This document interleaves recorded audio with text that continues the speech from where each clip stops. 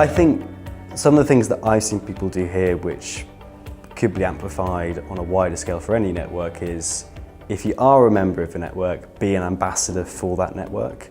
I think there are people that sometimes join the network and they sort of give 50% of their motivation and time to it, which is absolutely fine. People are busy, they have a day job to do as well, I get that. But if you really want your network to be effective, you do need to kind of go around and make it part of your brand or the network's brand, and you really need to get people talking about it and interested in it. And I think there's sometimes a belief that just by putting it on your intranet or just by sending a company email, that's going to get people interested. I think you really do actually have to get your teams talking about it. I think the biggest success of a network is when members of your team are emailing you about, issues around diversity or whatever it is that your network is about. Then you've seen what positive change you've done just by purely making it known that you're a member of that network.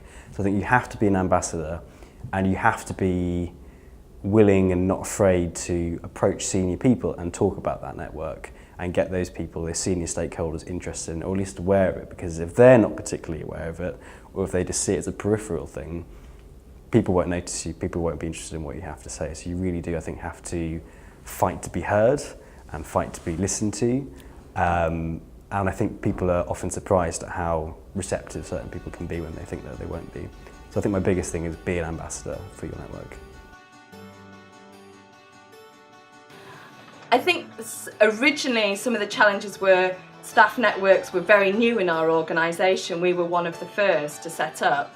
So I'm not saying there wasn't any ill feeling towards network, but people weren't really sure of the importance of staff networks. They were new, so nobody knew what the benefits were. So that was a challenge, but a good challenge, because I was able to speak to the chief executive, to members of our senior leadership team, and explain to them the importance of staff networks and why they benefited staff. Not just staff that were in the networks who identified as LGBT, but I think it's given other individuals in the organisation the confidence to start their own networks. So we now have several networks in the organisation, and they're all doing really well.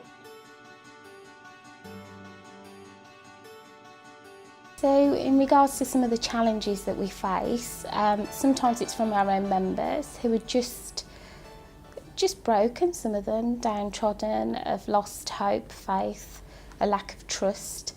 So it's trying to sort of convince them that we can make a difference, and together there is strength in our unity, and that's really important. It's their network. I'm the vice chair, but it is their network, and they need to own it and believe that we can make a difference together. Other challenges are just from colleagues. Some colleagues don't understand why we need a BME staff network, they just don't get it. And that's colleagues at all levels, right up to senior managers. So it's just trying to influence the change in people's behaviours and educate them really on why we do need a staff network and the positive benefits that it can bring. We all know that a diverse workforce is powerful, and it brings a richness to the workplace. So it's really important that we have our network, and we're proud to.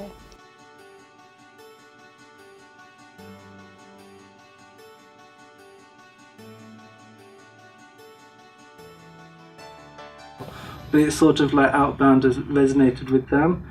So the challenge is sort of managing my time. So I want to give so much, because I sort of do get embroiled sometimes in sort of the people's personal lives to sort of, what can I do? And I take on board sort of like a lot of their burden. So I'm sort of like, oh my God, what do I do? And I've done this wrong, and I'm very judgmental. But then I've learned to hold, to disconnect and actually go, I need to take an outside perspective, and I've sort of drilled information out of them and then connected them with other people. But my success has probably been, people know they can come and talk to me in confidence, and that I can go and garner a wide range of views from people from all around the business. Individual mindsets and bringing that mindset into the workplace, that can be a massive barrier. So anybody that works in any workplace needs to remember that when you get to the door, you're actually representing that organisation and not yourself. So therefore your own bias is supposed to be left at the door. Obviously we don't do that, we're humans, so we bring it in. So therefore that bias, be unconscious or conscious, was one of the biggest barriers that we had to face in NHS England in getting things moving. And unfortunately, those people that carried those barriers were the ones that held the purse strings, had the autonomy to say that we could do things, etc. That has shifted massively. And the people that are in charge now are very much behind the agenda and very much pushing it forward. Other barriers, I mean, all the barriers are around human behaviour. So people doing things for themselves rather than for the good of everybody, etc. And you face that in your day-to-day job. You face that in social arenas. You face that everywhere. So you just get on with it and you just deal with it as and when it approaches you. And once it approaches you, you pass it and on you go. You can't allow those barriers to stop the wider agenda and to stop the progression that you're doing. And if we did, then we as black people, we as Asian people, we as whoever, we wouldn't be where we are now if we stopped that. So, yeah. Another thing that staff networks often struggle with is attendance. So the fluctuating of lots of people being involved and then suddenly no one being involved, and really being able to keep a consistent level of support throughout the year can be quite difficult. So what we look at is thinking, making sure they're planning ahead so that people know when the times of the year that they're going to need to give their time to the network, and also just not doing too many events again and again and again, because at work we only have so much amount of time that we can give to each different project. So yeah, helping them to really think, make a difference with small things rather than lots and lots of big events which maybe people aren't attending.